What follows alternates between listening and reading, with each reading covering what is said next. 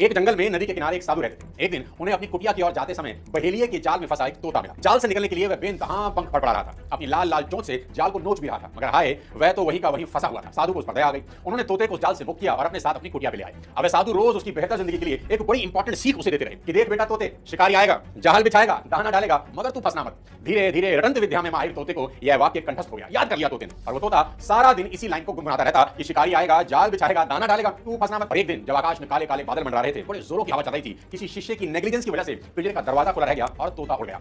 साधु महाराज को बड़ा कष्ट हुआ, पूरी रात वे सो ना सके। फिर उन्हें यह सोचकर सेटिस्फेक्शन हुई कि मैंने उसे एक गूढ़ विद्या सिखा दी है, उसे याद करके फिर वह कभी अपनी जिंदगी दांव पर लगाकर कष्ट नहीं उठाएगा। दूसरे दिन सुबह जब वो साधु नदी में स्नान करने जा रहे थे, उस वक्त रास्ते में उन्हें अपने पालतू तोते की आवाज सुनाई दी। वह उन्हीं का सिखाया पाठ दोहरा रहा था कि शिकारी आएगा, जाल बिछाएगा, दाना डालेगा, तू फंसना मत। अब साधु खुश होकर उधर ही मुड़ गए जिधर से आवाज आ रही थी। पास जाकर देखा तो उनका मन असीम वेदना से भर गया। उनको बड़ा दुख हुआ। तोता पुनः चंद दानों के लालच में किसी दूसरे बहेलिये के जाल में कैद था, आजाद होने के लिए छटपटा रहा था और बड़ी मुस्तैदी से वह सीख भी रटते जा रहा था जो साधु ने सिखाई थी कि शिकारी आएगा, जाल बिछाएगा, दाना डालेगा, तू फंसना मत। साधु महाराज ने अपना माथा पकड़ लिया और सोचा सिर्फ रटने से ही इसकी मुक्ति कैसे होती। काश जो उसने सीखा था उस पर यह अमल भी करता।